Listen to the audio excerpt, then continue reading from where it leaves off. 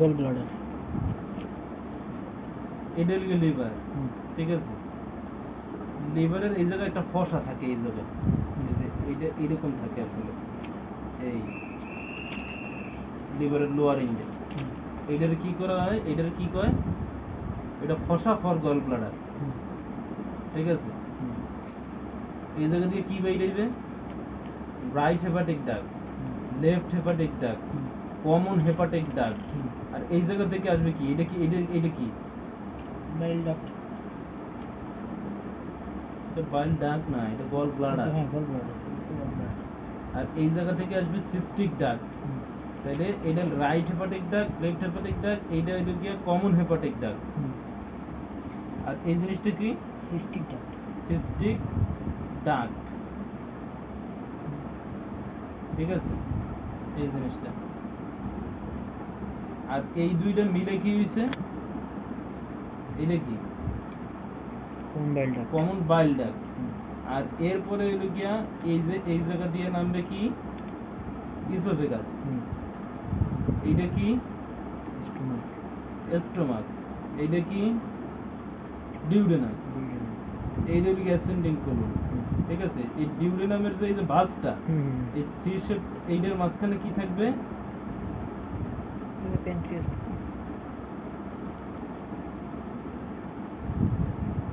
এইটার কি প্যানক্রিয়াস, এই যে পাতার মতো, এইটার মাথায় থাকবে স্প্লিন, ঠিক আছে।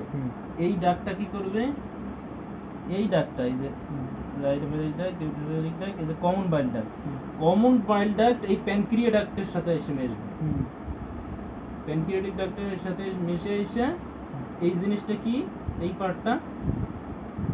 পার্টটা সেকেন্ড পার্ট অফ ডিউডেনাম।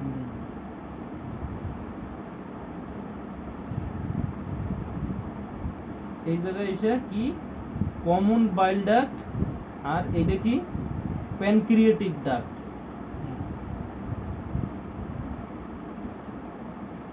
এই দুইটা মিলে এই জায়গায় এসে ওপেন করলো। এই জায়গাটার নাম কি, অ্যাম্পুলা অফ ব্যাটার।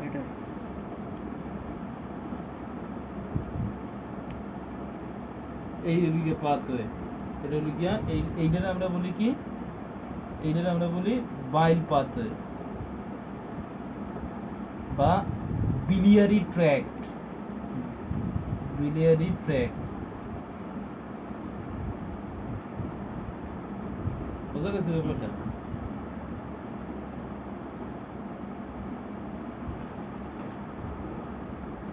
আর এই জায়গাটারে, এই যে মনে কর অ্যাবভে থাকে লিভার, এটা উপরে, ঠিক আছে।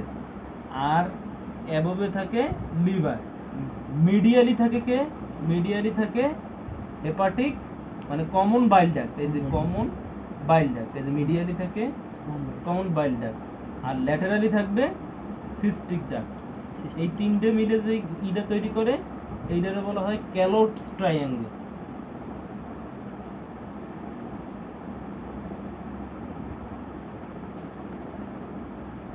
এই জায়গার মধ্য দিয়ে, এটা একটা ক্লিনিক্যাল ইম্পর্টেন্স, এই জায়গার মধ্য দিয়েই সিস্টিক আর্টারি যায়।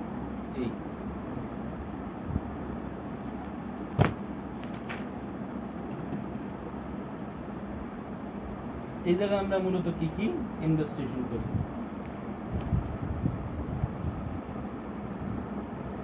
কি করি, আলট্রাসোনোগ্রাফি করি, সিটি স্ক্যান করি, এমআরসিপি করি, ইআরসিপি করি, ঠিক আছে।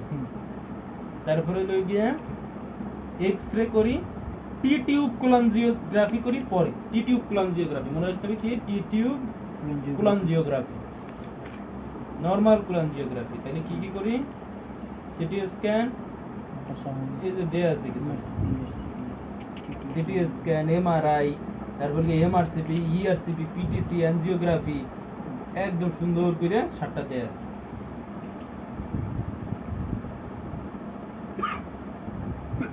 এরপর হলো disease of the gall bladder, কি হইতে পারে, ওই যে কনজেনিটাল কিছু disease, absence of gall bladder নাই থাকতে পারে, জানলে হইলো। ডাবল গল ব্লাডার, দুইটা থাকতে পারে, 4 নম্বর, ঠিক আছে। এই দুইটা কইলেই হইলো, এত জানার প্রয়োজন নেই। তারপরে হইলো কোলেলিথিয়াসিস। টরশন জিনিসটা তো বুঝিস, ওই আটা ইগুলো গলব্লাডারটা প্যাচ খেয়ে যায়, যে কোনো জায়গা টরশন মানেই প্যাচ খেয়ে যায়। তাহলে টরশন অফ গলব্লাডার। কোলেলিথিয়াসিস তুই বুঝিস, কোলেলিথিয়াসিস কি গল স্টোন, লিথিয়াসিস মানে গল স্টোন, লিথিয়াসিস মানে স্টোন, কোলেলিথিয়াসিস মানে গল স্টোন। এরপর হলো আমাদের মেইন ডিজিজ কি, কোলেসিস্টাইটিস। ঠিক আছে, কোলেসিস্টাইটিস আর কোলেলিথিয়াসিস দুইটাই আমাদের খুব ইম্পর্টেন্ট।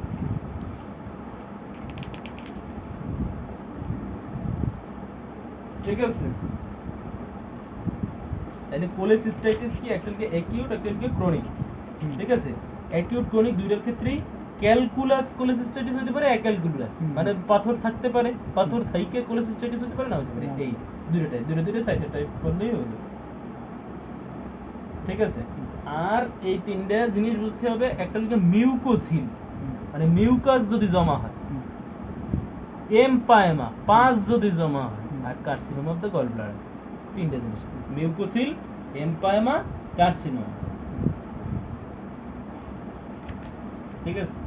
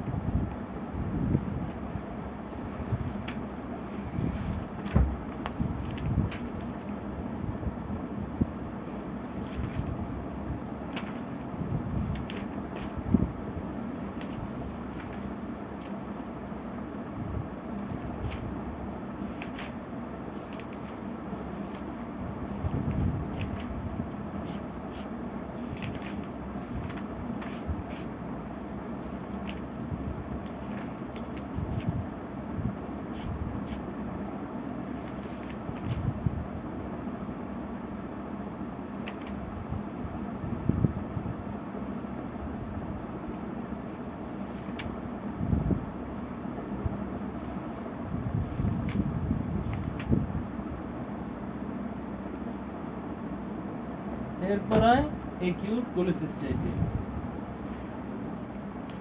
অ্যাকিউট কোলেসিস্টাইটিসে আমরা কি দুইটা জিনিস, একটা কি বিলিয়ারি কোলিক, আমরা রেনাল কোলিক করছি মানে কি পেইন, ইউটেরাইন কোলিক করছি পেইন, আর এদের কি বিলিয়ারি কোলিক পেইন। আর কি থাকবে, ফিভার থাকবে এটা বেশি 102 থেকে 104 ডিগ্রি। এই দুইটাই দিকে মেইন সিম্পটমস। ঠিক আছে, পেইনটা বর্ণনা করব, আর এইটার সাইন সিম্পটমস কি, toxic, anxious appearance, resistance, high degree fever, tachycardia. Okay, এগুলো লিখে দিলি হয়ে গেল।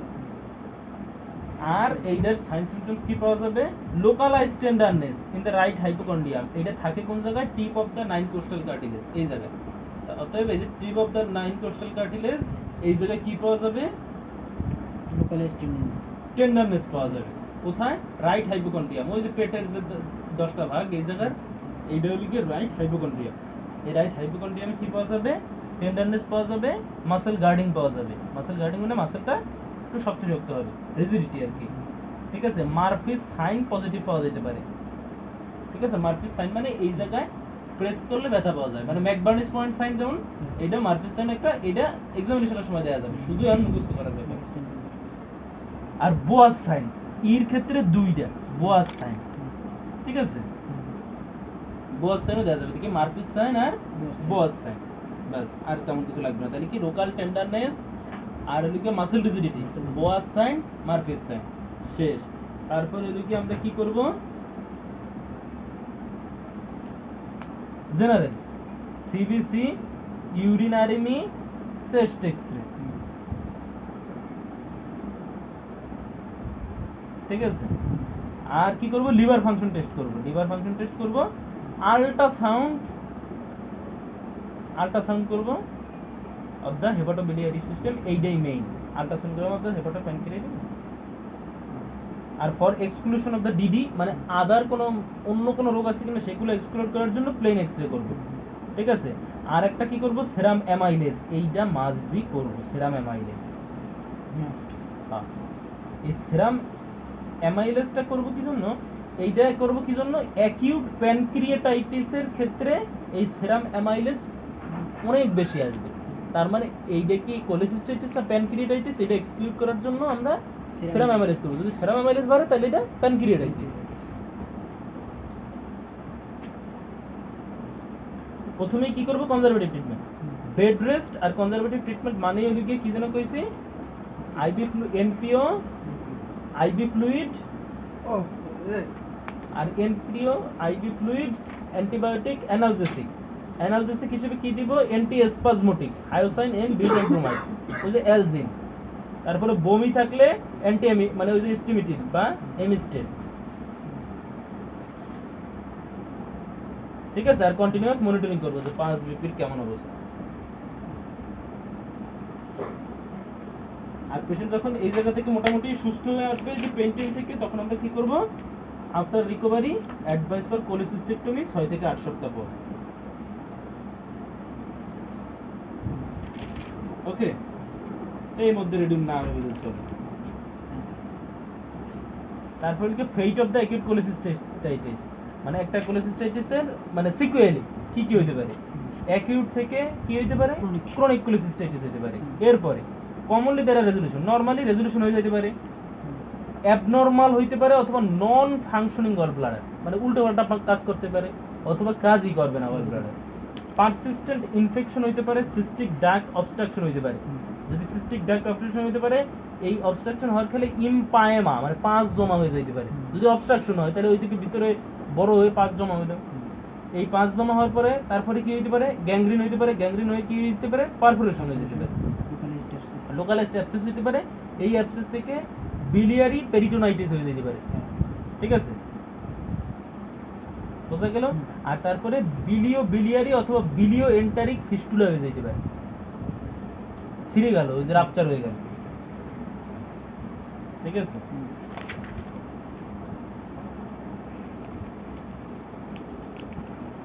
ক্রনিক কোলিসিস্টাইটিসের কজ কি আসলে, গল স্টোন। এই গল স্টোনের ক্ষেত্রে আসলে ক্রনিক কোলিসিস্টাইটিস হয়, মেইন কজ। ঠিক আছে, এইবারে লিখে বিলিয়ারি কোলিক, আমরা যেটা পড়ছি ওই পেইনের ডেসক্রিপশনটা আমরা এই জায়গা থেকে পড়ব। কি, acute onset of the pain in the right upper quadrant of the abdomen, severe spasmodic, মানে এইরকম কামড় দিয়ে দিয়ে স্পাজমের মতো, মাসেল স্পাজম হইতেছে বলিস না, ওই মাসেল স্পাজমের মতো পেইন হবে। May radiate to the back of the chest and shoulder, কি হবে, পিছনে ব্যথা হবে এবং শোল্ডারে পেইন হবে। অ্যাকিউট অনসেট পেইন, অনেক পেইন না, pain may last for few minutes to several hour, মানে কয়েক মিনিট থেকে কয়েক ঘন্টা থাকতে পারে। আর পেইনটা বাড়বে কি জন্য, পেইনটা বাড়বে যদি তেলযুক্ত খাবার বেশি খাইস। ঠিক আছে, কি জন্য বাড়বে, কারণ আমাদের মেটাবলিজম করার জন্য এই গল ব্লাডারের ই লাগে, মানে এই বাইল লাগে মেটাবলিজমের জন্য। আর এই তেলযুক্ত খাবার মেটাবলিজম করতে বেশি বাইলের প্রয়োজন হয়, কারণ এগুলো সহজে হজম হইতে চায় না। এই বেশি বাইল, এখন ওই লোকিয়া কষ্টে আছে, এখন যদি ওরে আরো চাপাচাপি করে বেশি বাইল করতে চায় তাহলে তার পেইনটা আরো বাড়বে। বেশি বাইল সেক্রেশন হতে যাবে। Attacks to pain are usually self-limiting but recurs in unpredictable manner, মানে এই অ্যাটাকের পেইনগুলো এগুলো নিজে নিজেই ঠিক হয়ে যায়, কিন্তু এটা রিকার করবে বারবার। মানে এগুলারই বলা হয় বিলিয়ারি কোলিক বা pain in the acute gastritis. ঠিক আছে, এরপর হলো আল্ট্রাসোনোগ্রাম ফাইন্ডিং, আমরা এই আল্ট্রাসোনোগ্রাম দিয়ে তো এইটারে কি করব, ডায়াগনোসিস করব। যদি ক্রনিক কোলিসিস্টাইটিস হয়, এই ক্রনিকের ক্ষেত্রে আমরা কি দিয়া, মানে আল্ট্রাসোনোতে আমরা কি পাবো, আল্ট্রাসোনোগ্রামে ওই ওয়ালটা থিকেন্ড হবে, গল ব্লাডার হবে স্মল এন্ড কন্ট্রাক্টেড, আর ওয়ালটা হবে কি, মানে গল ব্লাডার ছোট হয়ে এরকম ঠিক হয়ে যাবে। তাহলে গল ব্লাডার হবে স্মল কন্ট্রাক্টেড, ওয়াল হবে থিকেন্ড। ঠিক আছে, আর there are single or multiple bright echogenic structure, এই লাইনটা পুরো ঢুক কইতে হবে। এটা হলো গিয়া ওই যে এটা হলো কোলিসিস্টাইটিসের, ক্রনিক কোলিসিস্টাইটিসের, তার মানে গল স্টোন থাকতে পারে। ঠিক আছে, তাহলে কি পাওয়া যাবে, bright echogenic structure casting posterior acoustic shadow within the lumen of the gall bladder, মানে ওই ব্রাইট দেখা যাবে, ব্রাইট সাদা সাদা পাথরের মতো দেখা যাবে, এইটারই বলছে bright echogenic structure casting posterior acoustic shadow within the lumen of the gall bladder. Bright echogenic structure, হ্যাঁ, কাস্টিং পোস্টেরিয়র অ্যাকোস্টিক শ্যাডো মানে ওই যে পাথরের একটা ছায়া পড়বে পিছনে।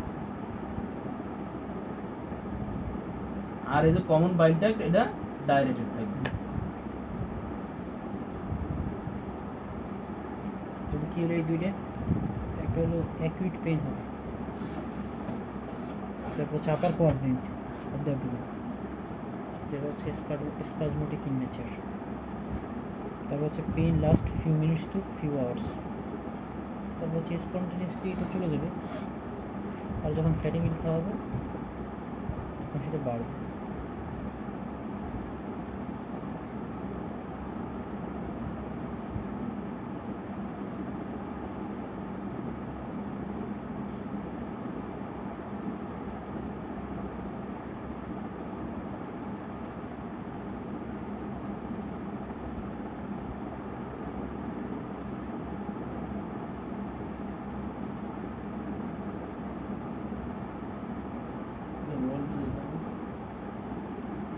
Single or multiple bright echogenic structures.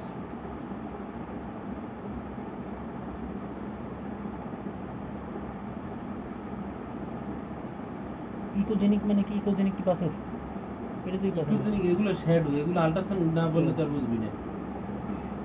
বিষয়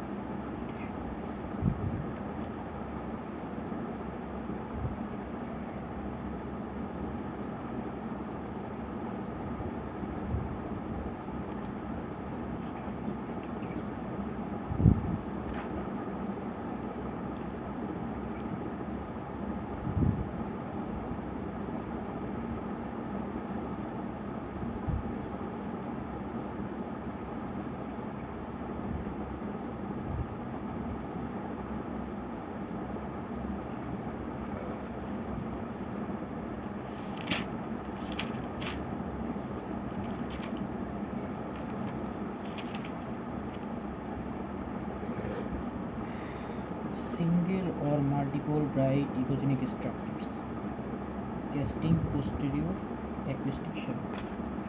Single or multiple bright echogenic structures. Single or multiple bright echogenic structures. Single or multiple bright echogenic structures. Casting posterior acoustic shadow. single or multiple echogenic structures. Casting on posterior apicial tissue.